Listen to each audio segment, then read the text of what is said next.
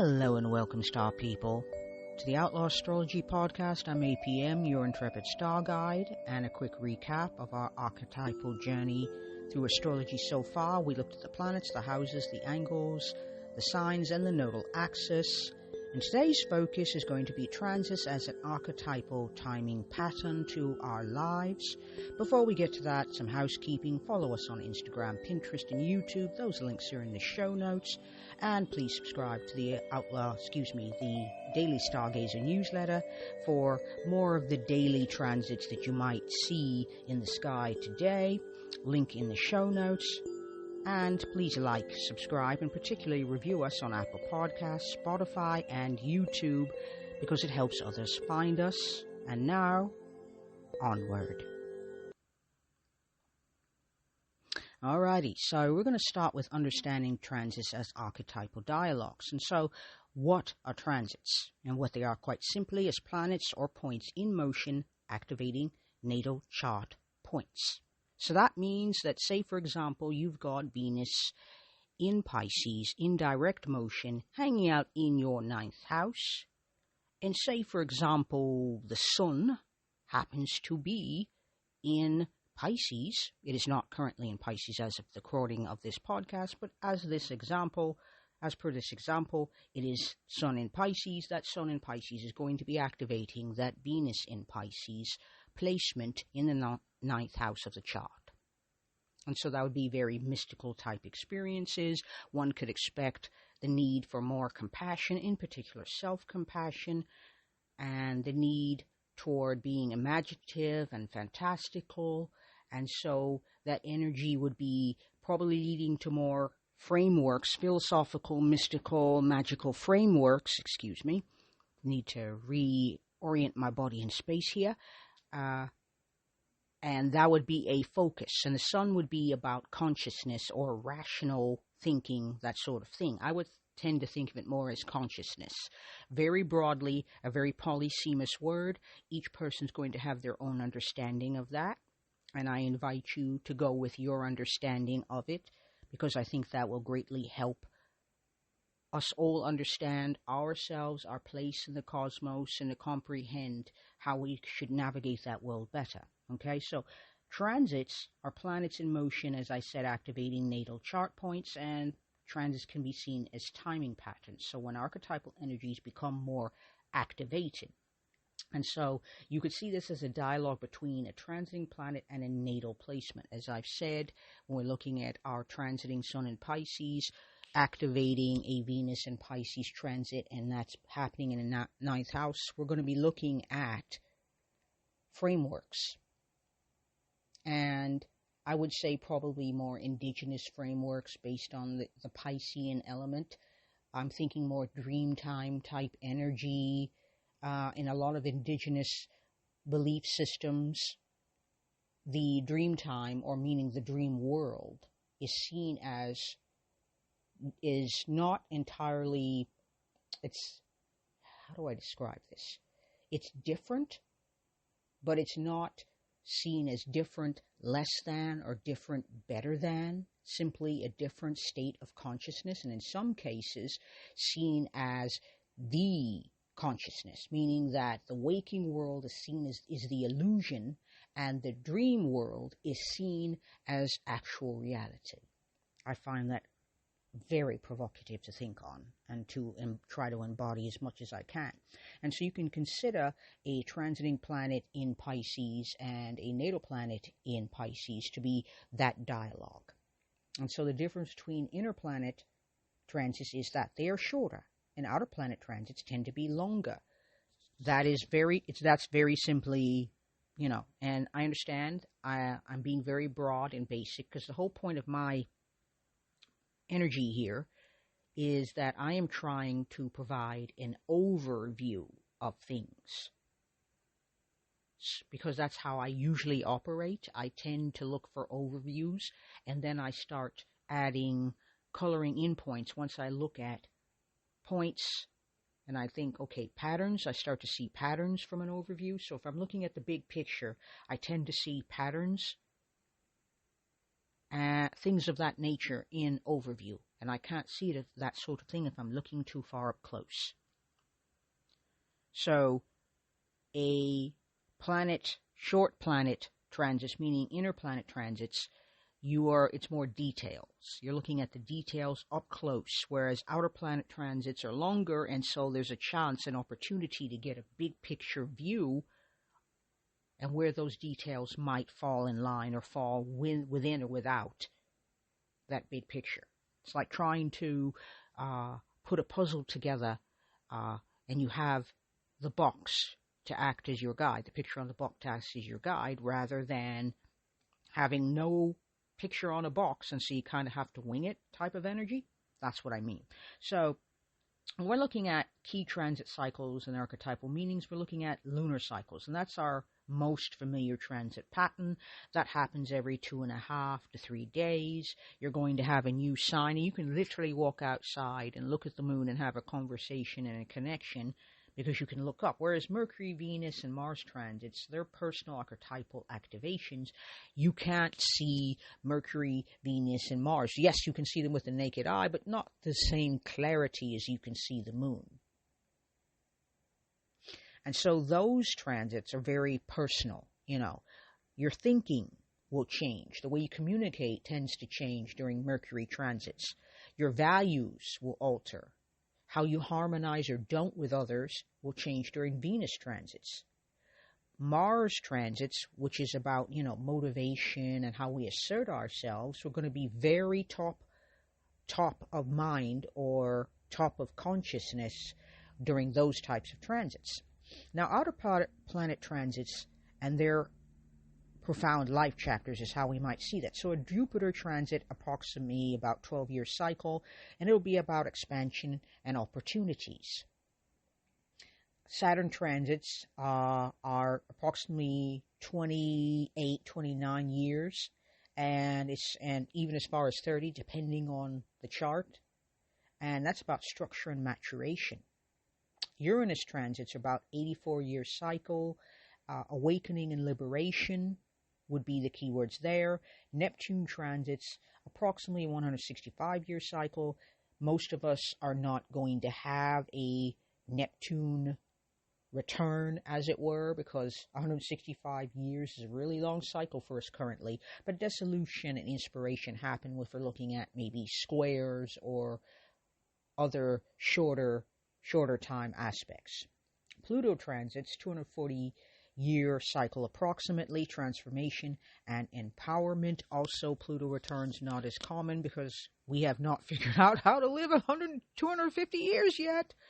So, those are more like profound life chapters. They are shifts in consciousness, is how we would see those. Now, transit aspects can be different archetypal energies, and they can interact during transit periods. So, like I said, if you've got Pluto, in evolutionary astrology, Pluto is considered the shadow.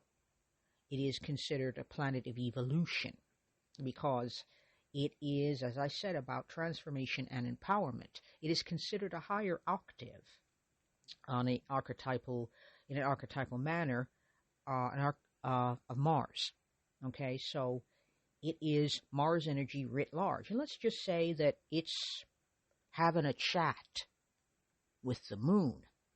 Well, that's going to be a very intense experience, because if we have known ourselves, for example, and we have the moon and Pluto in an archetypal, dance or symphony or something like that, it's going to be more intense because that's a very personal placement. Every 2 days, that's very personal in a chart.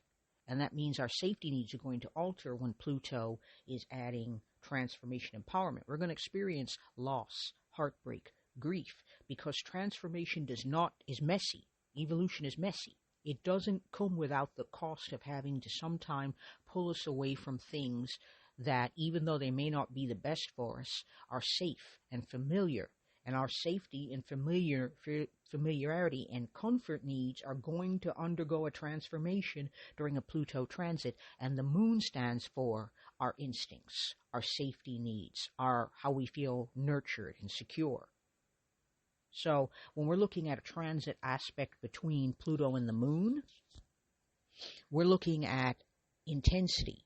It's going to feel intense. Also more passionate. We might find ourselves expressing our emotions with more intensity and passion, and it might feel a little bit safer to do so because we're talking about safety. So that means that our time with the moon and Pluto in a conversation, in a dialogue, which is an archetypal energy in and of itself, we're going to find ourselves being probably small talk will bother us at this point.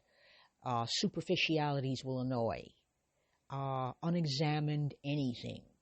People are just saying things and nothing is examined. That sort of energy tends to be very much like a pebble in the shoe when one is walking type of energy. It can create beauty, but it's often going to be through discomfort, which is why we usually don't want that. It's a very intense transit. So transit examples, for example, the most common ones you're going to hear are, for example, Saturn return. That is a transit example. Now, Saturn is not an inner planet. It is considered an outer planet because it has a 28-year cycle.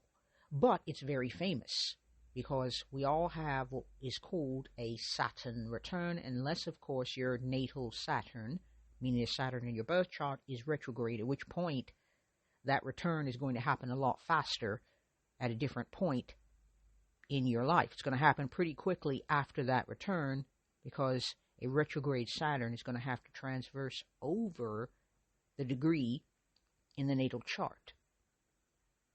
And that is a return. So a person with a natal retrograde Saturn is going to have 2 Saturn returns, whereas most people only get one, which is the one at about between 28 and 30 years old.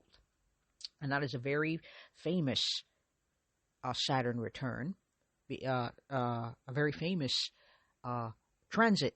Why? Because it is at that point that our brain is now matured, because the brain matures about between the ages of 24 and 26. And so about 28 years we'll have walked out of our family homes if we're fortunate, or unfortunate, depending on how you choose to see that, but you now form independence. You've got your own values, your own perspective on things. And it's a maturation of, okay, this is what I think. This is what my family of origin believed, and this is what I believe. These are what my experiences tell me what is right, based on my values, and this is what the choices I would have made had I not had whatever experiences I've had before my 28th, 29th, or 30th birthdays. And so that's the most famous one. Now, other less notable, but not as well known, would be squares. And so if you're looking at Uranus, squares to Uranus, to Pluto, particularly the more close in, so we're looking like Uranus squares, things like that, Neptunian squares, outer planet squares, or sextiles in particular to any of these inner planets. And those type of energies is where we meet challenges. So if our natal Saturn, let's stick with Saturn, our natal Saturn happens to be in Pisces, and we had a Pisces return, we will also have a square to that that natal Saturn in Pisces, if it moves to, say, and it will, Saturn in Sagittarius. That is a squaring type of energy, and that is where one is about self-compassion and limits, because Pisces wants to help everybody, wants everybody to get helped, wants to feel compassion about everybody and everything, and Saturn's like, hold up, man, we don't have the energy for all of that. We are a human in a human body with a nervous system. We're going to have to curate. We're going to have to pick and choose. And I know that feels uncomfortable, but this is best for our energies to help us stay healthy and sane. So whom can we help given our unique challenges and strengths? What is a yes for us and what is a no for us? And that Saturn in Sagittarius square happens, and now we have to question the very framework on which we have built our relationship to boundaries. Because Saturn in Pisces is learning about boundaries. They don't yet have them. And so they're learning how to protect their energies and set boundaries, which is not a comfortable thing for Pisces, which is ruled by a boundary erasing Neptune, boundary dissolving Neptune. Neptune dissolves boundaries. That is what that's what it does. It doesn't erect them. And so you've got two energies that don't seem to be wanting to play nice with each other, having to do so in a natal chart. And here comes Saturn, transiting Saturn in Sagittarius, to bump up against all of that and say, hey, guess what? Perhaps the problem isn't just maintaining one's energy. Maybe the very beliefs that underpin these behaviors should be looked at. Should we call those in, look at them, and go, we need a big picture view. We need to know what we believe, why we believe it, and what frameworks we're using so that we can get a better idea of where we can make our adjustments. Because Saturn is about being mature and making adjustments. It's about also, when you put that Saturn and Neptune in energy with each other, it's about sacrificing. What can we let go of? What do we surrender in order to say yes to these things over here? Because we cannot say yes to all of it. Mutable energy wants it to be a yes all the time, and it's just not possible. So Saturn in Sagittarius is like, okay, all of these frameworks are fascinating. Which of them are in alignment with our values? Which of them are in alignment with our life experiences? Which of them are in alignment with who we are? Going up against that compassionate, idealistic, and a bit fantastical Saturn in Pisces. That's grounding mystical, the other world, the dream world, in a more practical and grounded way, so that Pisces energy is free to function in a more healthy manner. So, if we're going to look at, Uranus and Pluto were in a conjunction in Virgo once upon a time in the 60s, the late 60s in particular. And that was a time of the counterculture. Advocating for change, looking at society, critiquing it and saying, you guys are falling short, here are my thoughts on that. So that's an example, and it led to, it informed and shaped the consciousness of the 60s, which was the conformist, consumerist way that we had been living at that point was no longer viable. It could not continue. How can we make changes? And Virgo energy is all about pulling the pen out and the red pen out and going, okay, well, first of all, we're going to need to get rid of some of this stuff, and we're going to need to include these people, and that's not going to work, and this is not going to work. And so we saw the dissolution of, divorces started to be a thing.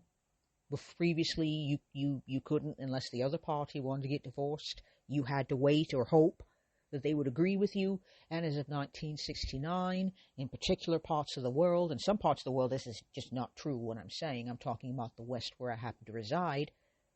So in the West, we saw a lot of marriages falling apart. People were like, oh my God, the divorce rate is blah, blah, blah. No, that's not what happened, people. They're simply people that wanted to no longer be associated with other people, suddenly had the freedom to say bye, and did so. That's all that happened. And so when we're looking at Virgo energy is about editing and refining and being discerning. Okay, this doesn't work. We're going to need to make some changes. That's how that energy is. Uranus is about revelation. It's about awakening and liberation. People woke up and went, wow, I don't want to be married to you. I don't want to live this life anymore. How can I free myself? And Pluto is like, we're going to need to transform some things because none of this is really working. And everybody born at that time, stewing in those energies, felt empowered, 20 years later, to look around and go, you know what, the state of music, the state of culture is not working for me. What changes can I make? And so one of the people that has that particular placement in their chart is Kurt Cobain, who was born in 1967 and would and did have Uranus and Pluto conjunct in Virgo, and I believe he is also a Virgo rising. So that would be very much about his identity, which is quite fascinating. And so we're going to step forward a bit further and look at practical approaches. So I would suggest keeping a transit journal, and here's why. You want to track archetypal patterns in your daily life, because what we're looking for is experiences in your life.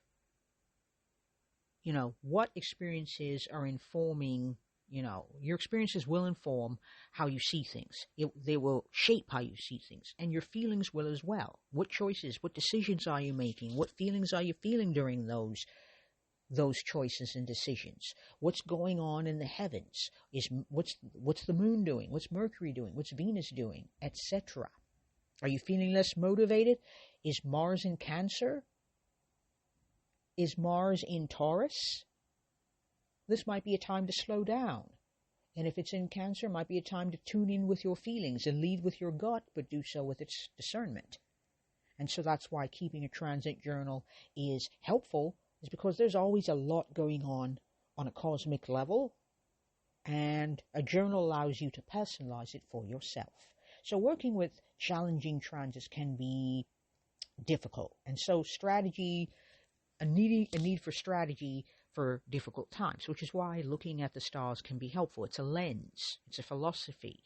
You can look and say, oh, look there. Mercury is retrograde. Okay, so I might want to watch what I say, or speak with discernment. Let's avoid watch what I say, because how are we going to do that all the time?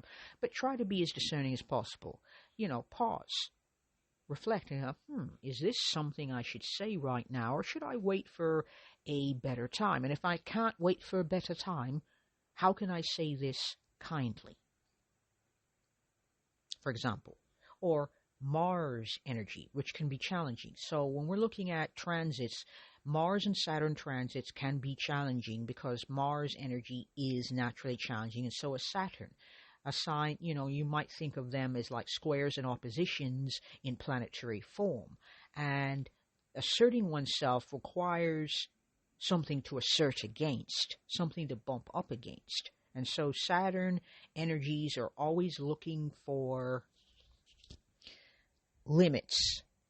And so during a Saturn transit, for example, there are delays, there are limits. You're very much aware of what challenges you natally face in your chart and what you're facing currently. Saturn is a taskmaster and is like, you should dot those I's and cross those T's and properly loop that D, because we want to make certain that what we mean to say is clear. So that's when I'm saying that. Think of a Mercury Saturn transit. Are you speaking with discernment? Are you being clear?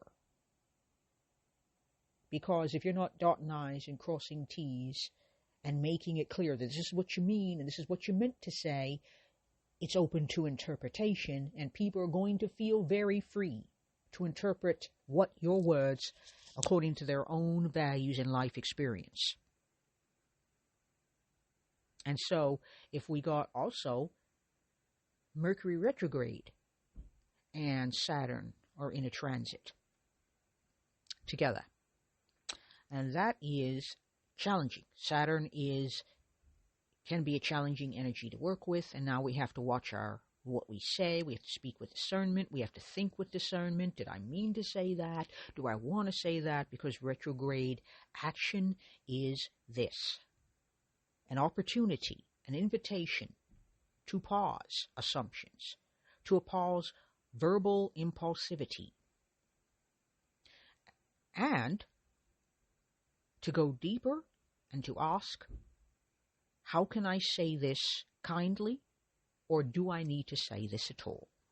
So that would be one way to work with that type of energy during challenging transits. Now, if you're looking at Mercury, Mars, for example, and let's leave that retrograde Mercury with a direct motion Mars, and now we got how we assert ourselves, how we speak our minds, and what we speak up for, how we communicate. So when we got Mercury and Mars, that energy is going to be a bit more energetic, maybe even enthusiastic, and maybe misinterpreted as aggressive, because assertive can look aggressive depending on who is watching, who is observing. And so Mercury-Mars energy, especially if that Mercury is retrograde, do not speak in the height of emotion. Be discerning. If one is experiencing anger, take a moment to cool down before speaking. Because if we speak when we're emotional, particularly if it's like Saturn, Mercury and Mars energy, we might be in a height of emotion with our Mars.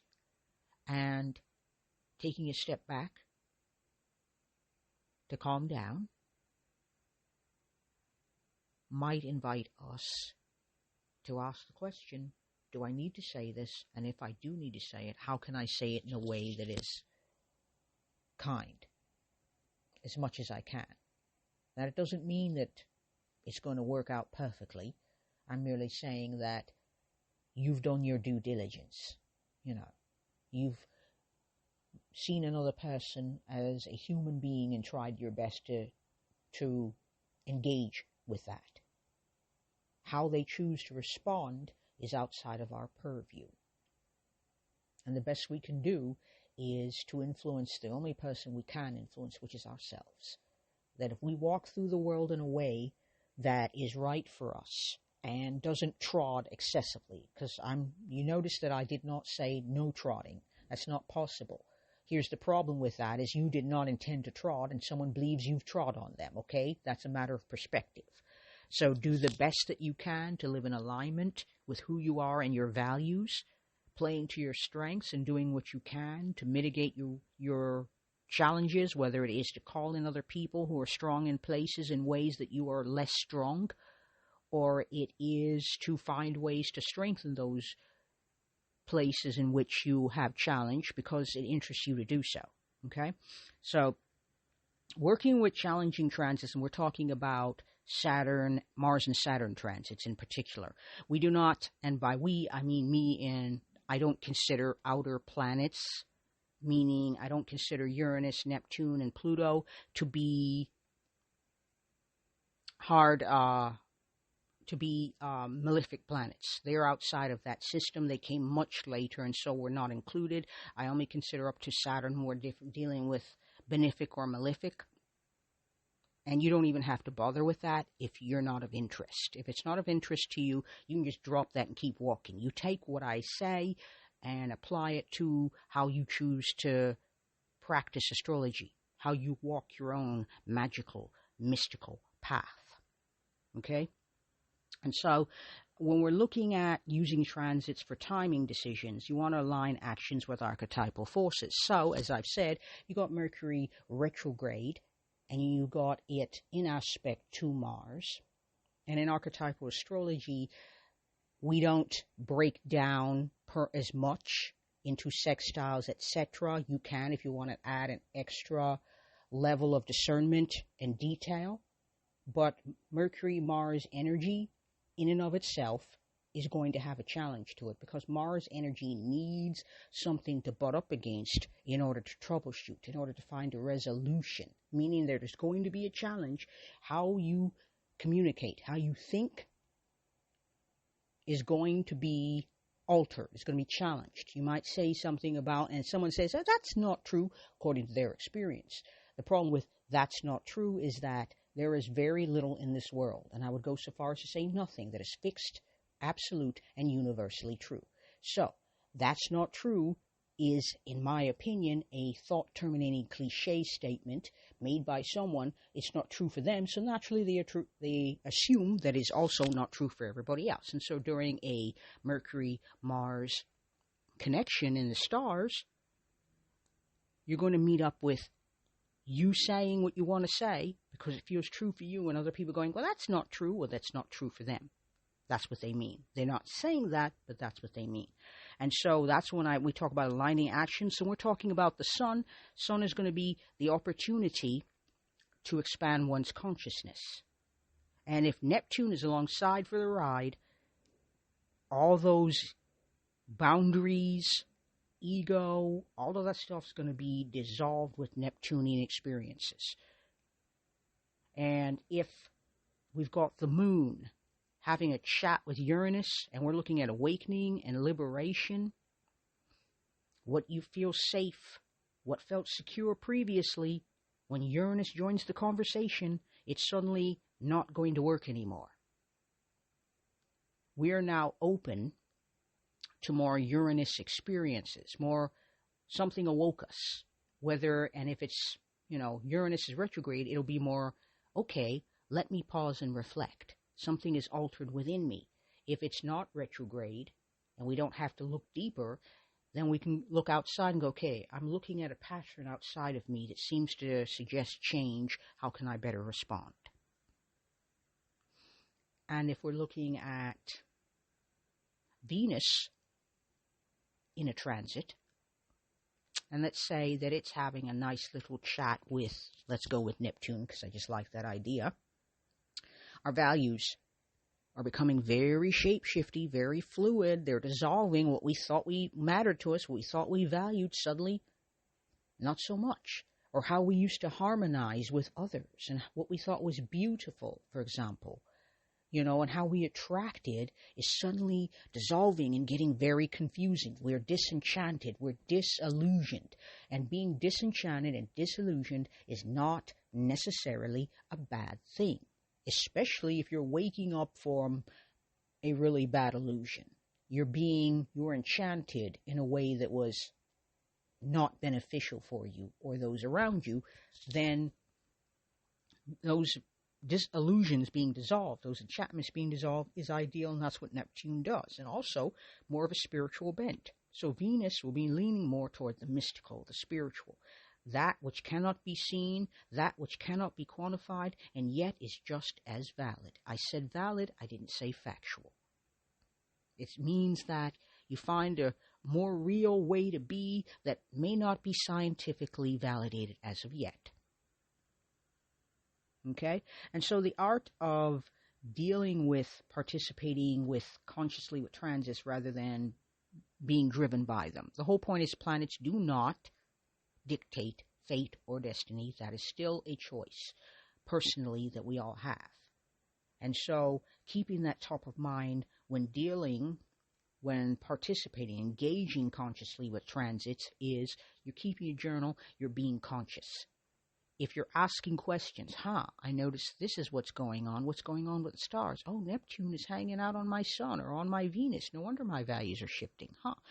Oh, Neptune is hanging out on my Mars, and I'm finding myself not being as grr as I used to be, and I'm finding myself being more empathetic to people, even though those people might be annoying.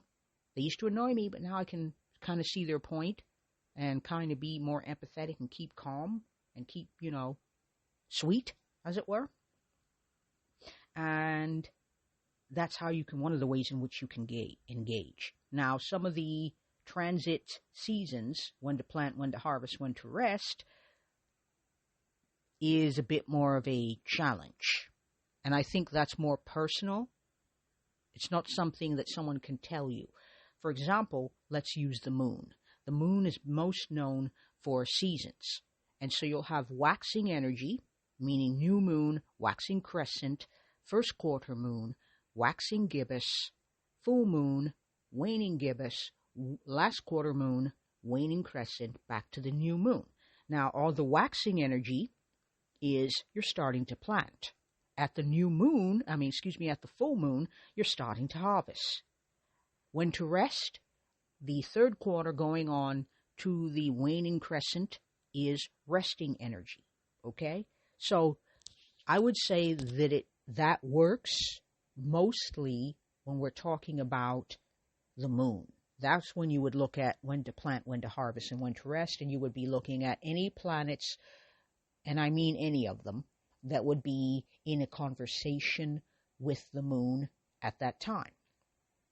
And this is just a very generalized, very broad way of looking at this, because there are people who don't feel like they want to harvest at a full moon. They prefer to do it maybe at a new moon or some other place in the moon's moon phase and moon cycle. So that's more of a personal choice and a preference rather than a necessary need. So responding, and that's developing archetypal awareness during intense transits. So there's responding and reacting. Responding requires a step back and then an action, what you choose to do. Whereas reacting is instinctive, it is immediately, it's impulsive. And so we want to respond, meaning with intentionality, as opposed to reacting, which is more, someone said something and I reacted. I just said what I said and now I have to fix a rupture. Who wants that? Let's avoid. So, some of the key insights here is that transits can be archetypal in timing in our lives. And so with a transit journal, which is what I'd suggest, practical application, you can identify your most significant current transit by looking at your chart and making a comparison, okay? So I would suggest, keep a journal, or even just take notes on a voice app or whatever feels most comfortable for you based on how your nervous system is wired, and run with that and see what happens. Call to action here. We have the daily Stargazer newsletter for these transit insights. We have a free and a paid version. Link in show notes. And next episode, this actually completes our archetypal series, as this is episode 10. So check on our Pinterest and YouTube to keep abreast of what we're doing, and thank you very much for listening and hanging in here with us. We appreciate you. I appreciate you. And until next time, peace and astro magic, star people.